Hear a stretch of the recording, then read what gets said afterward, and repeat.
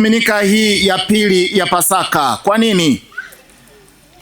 Baba Mtakatifu ambaye ni Mtakatifu Yohane Paulo wa pili, ambaye ni rafiki ya paroko wenu, huyo Baba Mtakatifu anatutafakarisha kwamba yote yaliyotendwa na Mungu katika fumbo la ukombozi ni kwa sababu ya huruma yake kuu. Ni kwa sababu anatupenda, kwa huruma yake kuu anatuelekea. Mungu asingetuelekea kwa huruma, asingemtoa mwanaye wa pekee ateswe, afe na afufuke tena kwa ajili yetu sisi. Hivyo fumbo zima la ukombozi linalojengwa katika nafsi ya Kristo Yesu ni kwa sababu ya huruma ya Mungu. Hivyo baada ya Pasaka, Dominika hiyo ya pili, na akiyafuata maelekezo ambayo Kristo mwenyewe aliyatoa kwa mtawa yule Sista Faustina Kowalska, kwamba huruma yake iadhimishwe, huruma ya Mungu iadhimishwe baada ya adhimisho la Pasaka. Baba Mtakatifu Yohane Paulo wa pili kuanzia mwaka huu 2000 akatualika wanakanisa sote kuadhimisha hiyo huruma ya Mungu, kuitafakari huruma ya Mungu, lakini zaidi kuiishi huruma ya Mungu. Neno hilo kuiishi huruma ya Mungu ndilo ninalolileta kwenu katika tafakari ya leo. Ndugu zangu, Kristo Bwana katika mafundisho yake alitualika na tualika sisi kuwa na huruma kama Baba yetu wa mbinguni. Hilo twasoma katika Injili ya Mtakatifu Luka sura ya 6 aya ya 26. Iweni na huruma kama Baba yenu wa mbinguni alivyo na huruma. Ni mwaliko wa kimungu, ni mwaliko wa Kristo. Hivyo tunavyoadhimisha Dominika ya huruma ya Mungu, tunataka kwanza tujidhamishe katika kufahamu huruma hiyo ya Mungu, na tena kufahamu wajibu wetu wa kuishi huruma ya Mungu, na kutafakari pia umuhimu wa huruma katika maisha yetu ya kila siku. Kwa huruma hiyo hiyo Kristo anatuelekea kwa namna mbalimbali. Kristo anatuelekea kwa neno lake, Kristo anatuelekea kwa sakramenti zake, Kristo anatuelekea kwa namna ya utendaji ndani ya kanisa ambao unaongozwa na uwepo na kazi ya Roho Mtakatifu.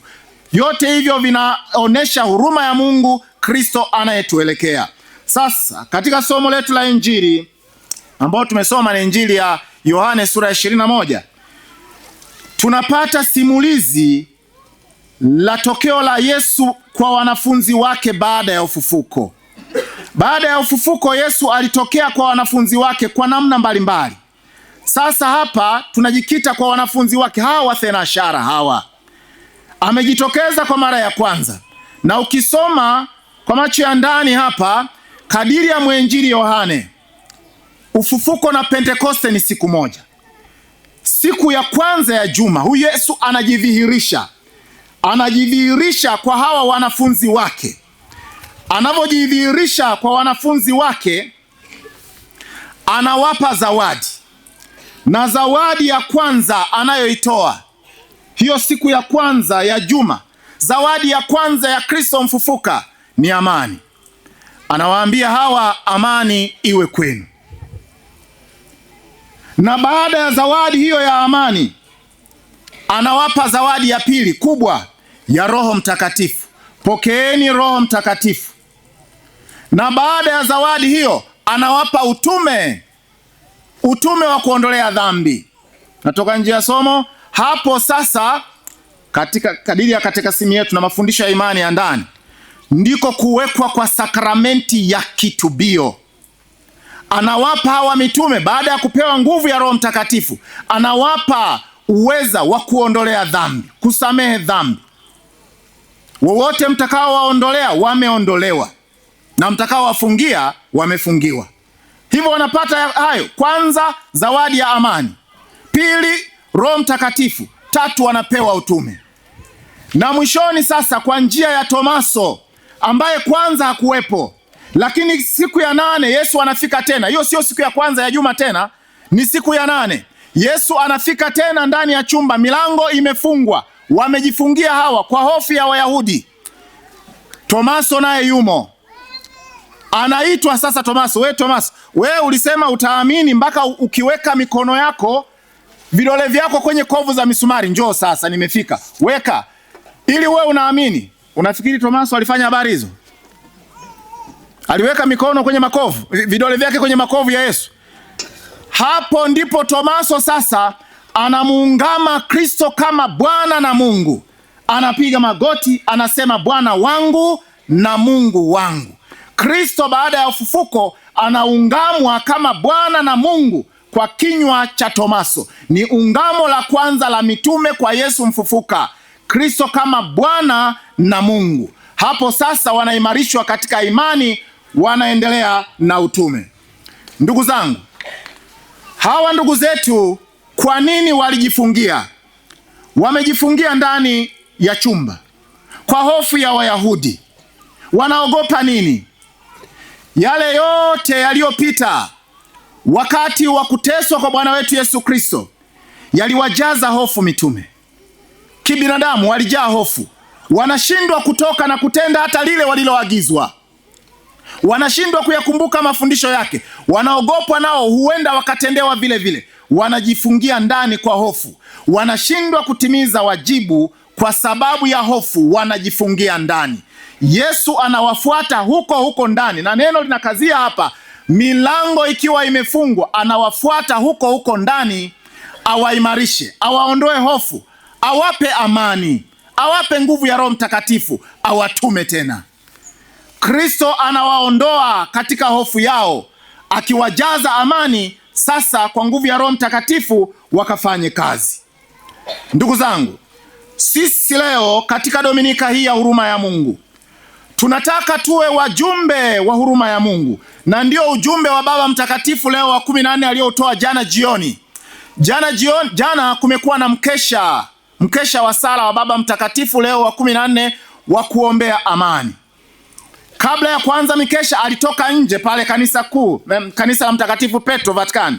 Ametoka nje kuwabariki mahujaji waliokuwepo pale nje. Katika ule ujumbe wake mfupi amelialika kanisa, kila mwanakanisa, kila mwanadamu mwenye uelewa, mwenye mapenzi mema, tuwe wajumbe wa amani. Na anakazia sio amani tu ya mdomoni, amani inayowaunganisha watu. Amani inayowaunganisha watu. Sasa amani anayoisema hiyo ndio amani ya Yesu Kristo. Sio amani tu za mezani, sio amani tu za kushikana mikono. Amani ya Yesu Kristo, ile anayoisema katika Injili ya Yohane sura ya 14 mstari wa 27, amani ni wapayo mimi, sio kama wapavyo ulimwengu. Amani nitoayo mimi sio kama ile utoayo ulimwengu. Na anasema msiwe na woga katika mstari ule. Sasa amani hiyo ya Kristo ndio ile inayotujenga, ile inayotuunganisha, ile inayotuimarisha, inayotufanya tutoke tuwafikie wengine, tutoke tutekeleze utume wetu. Ndiyo amani ya Kristo. Amani ya Kristo inamtuma mwamini kutekeleza wajibu, kufanya wajibu, na sio tu kufunika mafaili, kufanya wajibu fulani. Na wajibu huo ndio wajibu wa huruma, wajibu wa upendo, wajibu wa huduma. Kwa njia ya huruma inayojengwa katika amani, tunatoka katika yale yanayotutia hofu, yale yanayotufanya tujifungie. Tunawafuata, tunawaendea ndugu zetu walio wahitaji, ndugu zetu ambao Mungu anaweka mbele yetu ili tuyaguse maisha yao. Ndio fumbo la huruma ya Mungu inayojengwa katika amani. Ndugu zangu, katika maisha yetu yawezekana tuna hamu ya kuishi huruma ya Mungu, tuna hamu ya kuwa na amani katika mioyo yetu, tuwafikie wengine, tuwaonjeshe huruma na upendo wa Mungu. Lakini kuna mambo yanayotuzuia, kuna mambo yanayotutia hofu, kuna mambo yanayotunyang'anya amani. Kila moja anayo ya kwake. Yanaweza kuwepo ya kijamii, mambo ya kijamii ambayo yanakufanya kabisa ninashindwa kuwafikia wenzangu. Lakini binafsi unaweza ukawa na mambo yako yanayokufanya unakuwa na hofu daima, na hiyo hofu inakufanya ujifungie ndani ya chumba chako, ujifungie katika ulimwengu wako. Kwa nini huendi kwa majirani? Kwa nini ushiriki shughuli za kijamii? Unajifungia katika ulimwengu wako. Una mambo ambayo lazima utoke humo ili amani ionekane, na hapo uionyeshe huruma ya Mungu ambayo unaonjeshwa wewe kwa namna ya fumbo kwa wengine kwa njia ya huduma. Mambo hayo kwa uchache ni yafuatayo. Hofu hizo, hofu zinazotufanya tujifungie, hofu zinazotufanya tusitekeleze wajibu wetu sawa sawa. Kuna hofu ya kwanza, hofu ya kifo. Nani haogopi kifo? Nani haogopi kifo? Hata yule anasema natamani kwenda mbinguni, hata wanakwaya unaweza kaimba natamani kwenda mbinguni. Ikitokea hapa tetemeko, utaruka dirisha hilo hapo. Ndivyo utakavyoamini una kipaji cha kuruka, utaruka hapo. Hofu ya kifo ni natural, ipo tu. Hofu ya kifo, hofu ya kifo. Lazima unajitetea kidogo, kwenye kifo utajitetea kidogo ili usife. Ni hofu tu. Hivyo wakati mwingine unaweza ukashindwa hata kutoa msaada kwa jirani anayepata shida. Una hofu ya kifo. Nyumba ya jirani inaungua moto na wanapiga kelele humo, mtusaidie. Kwa sababu na wewe unaogopa kifo, utashindwa kuingia tu kwenye moto humo, wavute watoe nje. Ni hofu ya kifo. Hiyo ipo. Sasa hofu ya kifo inatufanya wakati mwingine tusitekeleze wajibu zetu. Kumbe hofu isitawale maisha yetu, isitawale fikra zetu. Hofu ya pili, nakwenda haraka haraka. Kuna hofu ya kesho isiyoeleweka.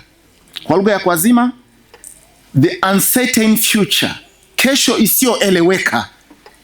Sijui kitakuwa nini, maisha yangu yatakuwaje, sijui nitakuwa na kazi gani. Unakuwa tu na hofu, unakuwa na hofu. Sina uhakika juu ya maisha yangu. Una mpango gani wa maisha? Sijui. Unataka ujifanyie nini? Sijui. Kuna wasiwasi, mnakuwa na wasiwasi. Lakini linaloambatana na hilo la tatu, kuna hofu ya mambo yasiyoonekana. Kuna hofu ya mambo yasiyoonekana. Kuna watu ukimweka kwenye giza ataugua magonjwa yote. Anaogopa tu giza, mambo yasiyoonekana. Anaogopa tu. Na katika hayo mambo yasiyoonekana, linakwenda hilo mambo yasiyoonekana, kuna mambo ya kutisha, imani zisizoelezeka. Anaogopa mapepo, anaogopa wachawi, anaogopa vidudu gani. Kwa nini huendi shuleni? Naogopa wataniloga. Kwa nini hujajenga? Naogopa watanionea wivu. Vitu visivyoelezeka. Hivi kuna hofu hizo. Kwa uchache, tukiorodhesha hofu tunazokuwa nazo, tutagundua kwamba mara nyingi tumeshindwa hata kutenda wema ama kujitendea wema kwa sababu ya hofu. Na hofu hiyo ndio inatufanya tujifungie katika ulimwengu wetu. Hawa mitume walijifungia kwa hofu ya Wayahudi. Hofu hiyo, hawa Wayahudi wangeweza kuwatenda hawa, ndio hofu ya mitume. Wangewatenda kama walivyomtenda mwalimu wao. Wanajifungia, hawafanyi chochote, wanajifungia ndani ya chumba kwa hofu. Sasa sisi hofu zetu katika maisha zinatufanya tusijitendee mema hata si wenyewe, na wakati mwingine tushindwe kuwatendea mema hata jirani zetu. Tushindwe kutendea mema wale ambao Mungu amewaleta mbele yetu. Kumbe kinachotakiwa hapo ni nini? Tunaomba hili paji la amani. Kristo leo anasema kwako na kwangu, na anaendelea kusema tena na tena katika kila adhimisho takatifu. Anatupatia zawadi amani. Amani iwe kwako, amani iwe kwenu. Na hiyo amani ni amani ile ambayo inatuunganisha. Kwanza inatupatia si wenyewe utulivu wa ndani, halafu inatuunganisha. Ili kwa njia ya kutuunganisha, kwa njia ya kuonja ule udugu, tutoke kwa moyo wa huruma, tuwaguse waliowahitaji, tuwaguse wote ambao Mungu anawaleta mbele ya macho yetu. Ndugu zangu, neno huruma linaeleweka katika makabila mengi. Najua hata Wanyika wana neno linalomaanisha huruma kwa Kinyika. Enyi Wanyika, nyinyi mnasemaje huruma kwa lugha yenu? Simwona mlivyosema kwa nguvu, Mnafahamu kwamba huruma inaeleweka, si ndio? Na mnajua kabisa mtu mwenye neno hilo, mwenye huruma anakuwaje? Si tunafahamiana, sio? Na unaweza kutofautisha huyu ana huruma na huyu hana huruma. Inawezekana, sio? Aha, sasa hapa mwaliko wetu kila moja ni mwaliko wa kimungu. Awe na moyo ule wa huruma ambao kwa moyo wa huruma huo unaweza ukatoka nje ya vifungo vyako nje ya ulimwengu wako, uwaguse walio wahitaji, uwasaidie hao walio wahitaji, uwaguse na kuwasaidia wote ambao kwa namna mbalimbali Mungu anawaleta mbele yako. Kuishi na mtu asiye na huruma ni kazi kubwa, ni adhabu kubwa. Tunaomba huruma, na Kristo anatualika hivyo, tuwe na huruma kama Baba yetu wa mbinguni alivyo na huruma. Kwa huruma yake ametuelekea, na kwa njia ya mwanawe ametukomboa. Ni kwa huruma yake. Na sisi nasi tuwaelekee wenzetu kwa njia ya huyo huyo Kristo anayetufundisha kuwa na huruma kama Baba yetu wa mbinguni. Tuwaelekee wenzetu ili maisha yetu yawe mepesi, maisha yetu ya akisi ule uzuri wa Injili. Kama tuna huruma. Faida za kuwa na huruma. Naelekea mwisho wa maelezo yangu. Faida za kuwa na huruma katika maisha ya kila siku. Kila mmoja aombe huruma, awe na huruma na ujilee hivyo. Huruma huinayo tu kwa kuambiwa, jilee. Jilee kuwa na huruma. Ya kwanza, nitasema 4. Ya kwanza, huruma inajenga mahusiano mema. Huruma inajenga mahusiano mema. Naomba tuseme wote, huruma inajenga mahusiano mema. Huruma inajenga mahusiano mema. Mtu mwenye huruma, tabia zake chache ni hizi. Kwanza ni msikivu, pili ni mvumilivu, tatu ni mwelewa. Uelewa ni tofauti na usikivu. Ni mwelewa, anawaelewa wengine, anaelewa mazingira. Anaelewa mazingira na anachukua hatua. Huyo ni mwenye huruma. Mtu mwenye huruma hasikii tu kwa masikio. Anasikia kwa macho pia. Anasikia kwa sikio la ndani na anachukua hatua. Hilo sikio la ndani ndio sikio la moyo. Ukimwona mtu amedondoka pale barabarani, hivi unasubiri uambiwe kwamba wewe, hebu angalia yule amedondoka pale anahitaji msaada, kaangalie pana nini? Mtu aliye na huruma ni kwa sikio la ndani hilo. Atasikia kilio cha huyu mtu. Kilio kilicho kimya atakisikia. Na ataelewa hali halisi, atamwelekezea msaada. Hivyo mtu mwenye huruma kwa hayo matatu anajenga mahusiano mema na watu. Watu wenye huruma daima wanafikika na watu. Watu wenye huruma wanapokeleka na watu. Na katika jamii zetu tunao. Na tunaomba neema hiyo. Tuwe na huruma ili kwa huruma hiyo tujenge jamii yenye mahusiano mazuri. Iwe katika familia zetu au katika jamii pana, mahali pa kazi, popote. Tukijenga mahusiano mazuri, hapo hata wajibu utatekelezeka vizuri. La pili, huruma inajenga amani ya ndani. Huruma inajenga amani ya ndani. Naomba tuseme wote la pili hilo. Ukiwa na huruma, utakuwa na uwezo wa kuwasamehe hata waliokukosea. Lakini linalotangulia, utakuwa na uwezo wa kujisamehe mwenyewe. Kama huna huruma, hata mwenyewe hutajisamehe. Kuna mambo katika maisha yako inapaswa ujielewe na ujisamehe mwenyewe, kwamba hili jambo nilijitendea vibaya mwenyewe, nilijikosea mwenyewe, sio baba yangu wala mama yangu wala kanisa wala serikali. Hili ni mimi mwenyewe, nijisamehe na nichukue hatua, nisonge mbele. La sivyo unajifungia katika ulimwengu wa zamani wenye maumivu. Jinsi ulivyojiumiza, ulivyojitesa, unajiweka umo. Huruma, ukiwa na huruma utajisamehe mwenyewe, lakini utakuwa na uwezo ule wa kuwasamehe wengine. Na kwa njia ya kuwasamehe wengine unapata amani ya ndani.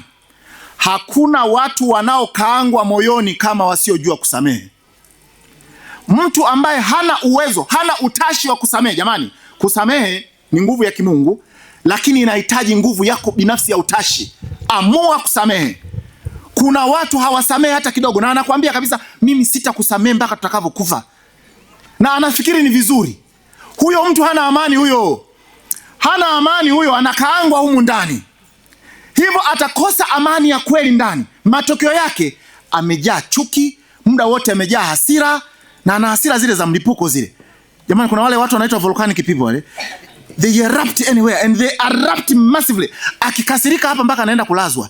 Watu wa aina hiyo, kwa sababu hana huruma, anashindwa kusamehe, analipuka, ni hasira tu, chuki, hasira, vinyongo, visasi. Lazima ukimkanyaga, lazima atakukanyaga tu, atakusubiri tu. Na hao watu wapo katika maisha ya kawaida, hata maofisini.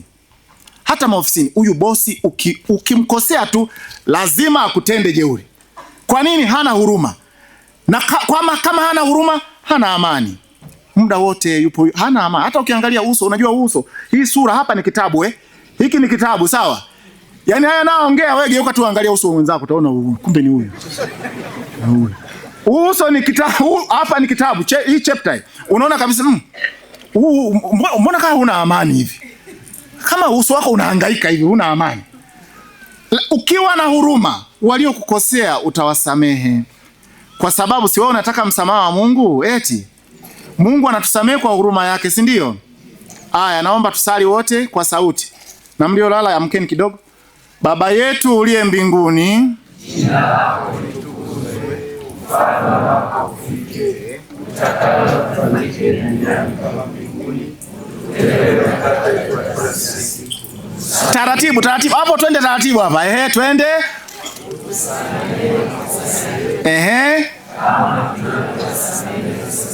Ishia hapo. Turudie. Utusamehe.